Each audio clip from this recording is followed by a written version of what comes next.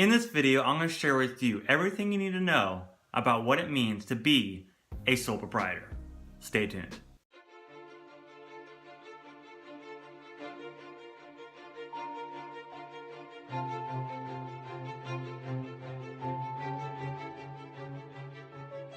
My name is Brandon, and I want to welcome you to my channel where we talk about faith, money, and business. If that sounds like something you might be interested in, then take a moment and hit that subscribe button and notification bell so you can stay up to date when my new videos drop. So what is a sole proprietor? I think we should start there first. We can kind of lay the foundation, that way we're all on the same page about what a sole proprietor is. It's basically someone who creates a business. They're the sole owner. They keep all the profits after taxes, and they assume all liabilities. So as a sole proprietorship, your business name by default is going to be your first and last name. Now, of course, you could create a fictitious name with your state. You would register a fictitious name or a doing business as with your state if you didn't want to use your name. Now, if you're just wanting to use your name for your business, you don't necessarily have to register or do any type of paperwork with your state. However, I will say this, every state is a little bit different in how they do things. So before you go out there and try to conquer the world with your entrepreneurial spirit, make sure that you check the laws of your state to see if maybe you need to get a business permit, a license, or if you still need to register even if you're just using your name.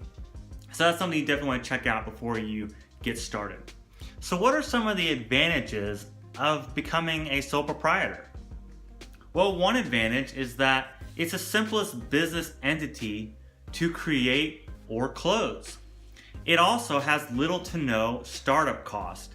And finally, you keep all the profits. Yeah, that's all great and all, but what are some of the disadvantages? Hey, that's a great question. Now, there are some disadvantages when it comes to being a sole proprietor. Now, one of those is that you have unlimited liability. What does that mean? Well, legally, as a sole proprietor, you and your business are considered one entity. So if something happens on a customer's property, you damage something or what have you, and they sue you, they can come after all of your personal assets to recuperate their damages. Whereas, say, an LLC would have that legal separation between personal and business, to where if they had gotten sued, they can only come after their business assets and not their personal. So that is one huge disadvantage with being a sole proprietor. And you can buy insurance to cover those types of things. However, I think what it really comes down to is you need to assess the level of risk you are willing to assume and the risk level of your industry. So for example, if you're somebody who crochets or knits or something, there's not a lot of liability there. There really isn't. But if you're somebody who does like electrical work, roofing, plumbing, just to name a few, yeah, you probably want to be an LLC because that deals with a lot of things that can get, if you damage something in those, it could definitely hurt really badly financially. But it just comes down to the risk you're willing to assume. Now, another disadvantage of being a sole proprietor is that it's very difficult to raise capital. You usually don't have people who will invest in a sole proprietor because there's that unlimited liability. So it's very, very difficult to raise capital. Now, most of you don't know, but I have been a business owner. I created a business back in 2017 called Lug and Junk LLC. Very proud of that business. I had 35 5-star reviews in probably about 6 months. So I was killing it. I ended up closing down the business because I'm also a full-time student and I'm kind of winding down on my education, and I'm just not going to go the junk removal route. It was more of like a means to an end, kind of an option in case things didn't work out with school. But the reason why I bring that up is because I want to share with you some suggestions that I have learned with my business that I want to pass along with you. So the biggest piece of advice I can give you for when you're creating your business is to keep your business activities separate from your personal activities. Now there's a whole bunch of reasons why, but the main reason though is for taxes. You're gonna have to file what's called a Schedule C for your business, and in order to do that, you're gonna need to know what your business income is and what is your business expenses, which is going to turn into deductions. And the last thing you want to do is keep everything in your personal account, and then tax season comes and good luck trying to go through all of your personal account, trying to find your business income, trying to find your business expenses to do that Schedule C. And the last thing you want to do is go to a tax preparer in tax season and be like, hey, yeah, it's all in my personal account. Here's all the receipts I think I have, or whatever. They're probably going to throw a chair at you. So it's best to have that separation. And one of the ways you can do that, though, is to get, I love QuickBooks, and I highly recommend QuickBooks. It's about $17 a month to be able to have a subscription on there, but it can link to your business account, and it'll keep track, it'll sync with it and keep track of all your income and expenses. Now you do have to categorize things, but it's super easy. You can take snapshots of your receipts and everything, so keep them all online. So I highly recommend that way of going about keeping track of all your business activities.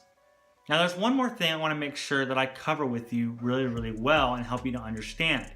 When you create a business, you're now self-employed. So you're going to be responsible for the full amount of the self-employment tax, which is 15.3%. You're also going to have to pay income taxes for the revenue generated from your business, and you're going to have to pay estimated quarterly tax payments. Now you can make a lump sum tax payment in April when taxes are due, but just understand that you may actually be paying interest on this lump sum tax payment. Now, you may be wondering, well, how much do I save for estimated tax payments? Well, the best thing I could tell you is to use QuickBooks.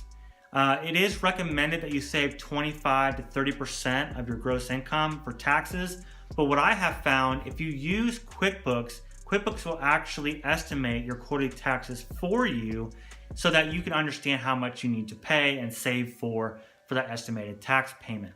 All right, guys, so that's basically it. That is sole proprietorship in a nutshell. It is the simplest business entity type to create. I know it got a little bit difficult there at the end when I started talking about taxes. I hope I didn't scare you off from creating a business, but don't be discouraged if that did discourage you, because once you get your system in place like QuickBooks, that'll keep track of all your business transactions for you. All you have to do is categorize them, and then it'll also estimate, and you can even pay your estimated quarterly tax payments through QuickBooks. So it's all there. So once you get it all set up, it'll be super easy and it won't even be that complicated at all. All right, guys, so next week we're gonna be diving into LLCs, or limited liability companies. I hope you guys really enjoyed this video. Get ready, we're about to dive into QT with G. If you don't know what that is, stay tuned for that. But if you have to run, don't forget to hit that subscribe button and notification bell before you leave, and I'll see you guys in the next video. Peace out. Now it's time for QT with G. If you don't know what that means, it means quiet time with God. I do this at the end of every video. And basically what I do is just crack open God's Word, and we just try to read from it and try to get some meaning or application from the verses. So today we're in John chapter 5, verses 1 through 9. And just to give you a little bit of what we're going to be reading, it's the healing at the pool on the Sabbath. So I'm not going to tell you what it all means. We're going to read it and then try to find, I'm going to ask you a question about something that happens in the story. So let's get started. After this, there was a feast of the Jews, and Jesus went up to Jerusalem. Now there is in Jerusalem by the sheep gate a pool, in Aramaic called Bethesda, which has 5 roofed colonnades, and these lay a multitude of invalids, blind, lame, and paralyzed. One man was there who had been an invalid for 38 years. When Jesus saw him lying there and knew that he had been there a long time, he said to him, "Do you want to be healed?" The sick man answered him, "Sir, I have no one to put me into the pool when the water is stirred up, and while I'm going, another steps down before me." Jesus said to him, "Get up, take your bed, and walk." And at once the man was healed, and he took up his bed and walked.